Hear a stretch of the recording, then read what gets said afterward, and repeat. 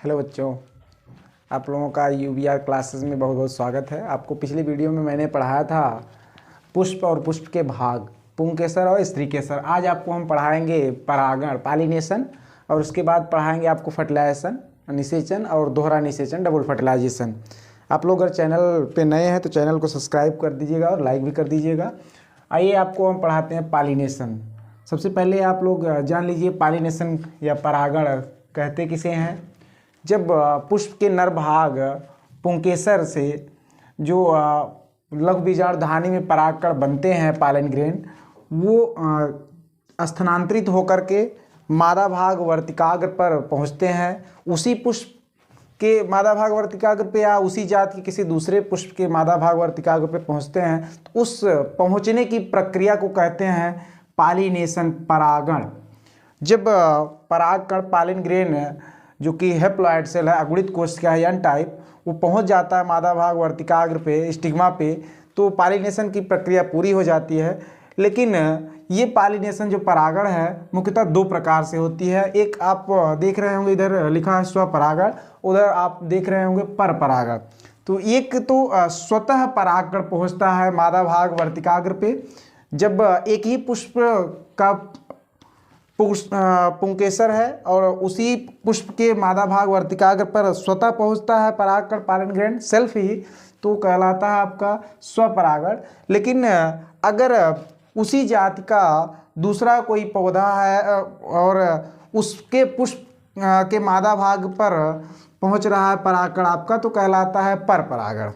तो जो स्वपरागण है स्वतः होने वाली प्रक्रिया है, एक ही पुष्प में होता है या एक ही पौधे के अलग अलग पुष्पों में होता है। लेकिन पर परागण जो है वो एक ही जाति के पुष्पों में होता है, वह एक ही पौधों में भी हो सकता है या एक ही जाति के दूसरे पौधे के पुष्प में हो सकता है। आपका जो स्वपरागण है उसके दो प्रकार हैं, एक स्वयुग्मन है, एक सजात पुष्पी है। स्वयुग्मन क्या है? ऑटोगैमी। जब एक ही पुष्प में परागण हो स्वतः, तो वो कहलाता है स्वयुग्मन। स्वयुग्मन मतलब स्वतः मिलने की प्रक्रिया। जब परागकण मादा भाग वर्तिकाग्र पर एक ही पुष्प के अंदर पहुंचता है तो वो कहलाता है स्वयुग्मन परागण। और सजात पुष्पी जो है जिजोनोगैमी, ये एक ही जाति के एक ही पौधे के दो अलग अलग पुष्पों में होता है, तो ये कहलाता है सजात पुष्पी। सजात मतलब कि सेम, पुष्प मतलब कि समान जाति के पुष्प में जब परागण होता है तो वह कहलाता है सजात पुष्पी स्वपरागण।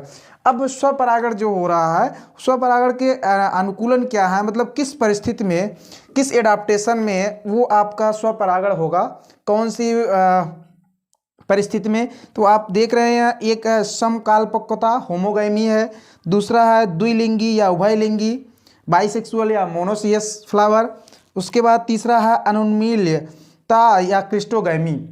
अब आप देखिए समकाल पक्वता, सम मतलब समान, काल मतलब समय, पक्वता मतलब कि समान समय में, काल में पुंकेसर और स्त्रीकेसर जब परिपक्व होते हैं तो वो कहलाता है आपका समकाल पक्वता। जब समान समय में परिपक्व होंगे तो पुंकेसर और स्त्रीकेसर, तो पुंकेसर के जो पराग कोश है उससे बनेगा परागकण, और जो मादा भाग है उसमें जो गुरबीजाणुधानी है बीजांड के अंदर, उसमें बनेगा गुरबीजाणु। तो परागण और निषेचन की प्रक्रिया पूर्ण होगी। तो यहाँ पे समान समय में पुंकेसर और स्त्रीकेसर जब परिपक्व हो जाते हैं तभी क्या होगा? स्वपरागण होगा, अन्यथा स्वपरागण नहीं होगा। क्योंकि जब दोनों परिपक्व रहेंगे तो परागण की प्रक्रिया होगी और निषेचन की भी।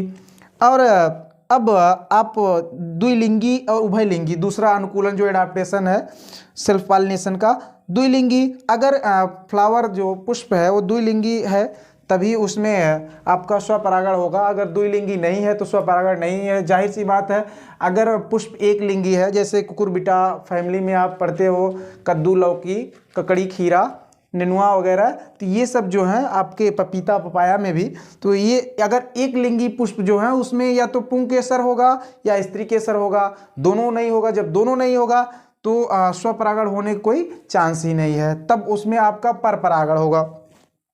तो द्विलिंगी या उभयलिंगी पुष्प जरूरी है तभी आपका स्वपरागण होगा।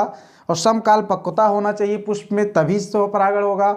और तीसरा आपका अनुन्मील्यता क्लिस्टोगैमी। अगर पुष्प आपका अनुन्मील्य है, मीन्स पुष्प अगर नहीं खिलता है तो उसमें स्वपरागण 100% होगा। और उन्मील्य पुष्प अगर है तो उसमें स्वपरागण या परपरागण दोनों हो सकता है। अनुन्मील्य मतलब ऐसे पुष्प जो कभी खिलते नहीं हैं, जो बंद रहते हैं और उसमें पुंकेसर और स्त्रीकेसर डेवलप हो जाते हैं और स्वपरागण हो जाता है, क्योंकि जब वो बंद रहेंगे उसी में पुंकेसर स्त्रीकेसर बन जाएगा तो बाहर के जो पॉलन ग्रेन है परागकण आएंगे नहीं, तो परपरागण होने की प्रक्रिया, परपरागण होने का कोई चांस नहीं है। तो यहाँ पे अनुन्मील्य है तो स्वपरागण ही दिखाएगा। हाँ, उन्मील्य जो पुष्प होते हैं वो खिलते हैं और उनमें स्वपरागण या परपरागण दोनों हो सकता है, वो परिस्थिति के अनुसार होगा। यहाँ पे जो परपरागण है इसके जो अनुकूलन है, एडाप्टेशन जो है, एडाप्टेशन फॉर क्रॉस पॉलिनेशन आप जब देखेंगे तो इसमें भी आप देखें 3 अनुकूलन है इसके। एक लिंगी पुष्प, अगर पुष्प एक लिंगी है तो 100% उसमें स्वपरागण की बजाय परपरागण होगा, क्योंकि अभी मैंने आपको बताया कि जो पुष्प के पुंकेसर या स्त्री केसर है उनमें से केवल एक ही पार्ट जब डेवलप रहेगा तो आपका एक लिंगी पुष्प होगा, और जब दोनों में से एक ही रहेगा, मान लो पुंकेसर डेवलप है तो परागकण तो बनेगा, लेकिन मादा भाग वर्तिकाग्र मतलब स्त्री केसर जब डेवलप नहीं रहेगा तो वहाँ पे परागकण पहुँच नहीं पाएगा। तो एक ही पुष्प में केवल एक आपका जनन अंग है या भाग है तो स्वपरागण नहीं होगा, परपरागण ही होगा, क्योंकि तब वो किसी माध्यम से दूसरे पुष्प में पहुँचेगा।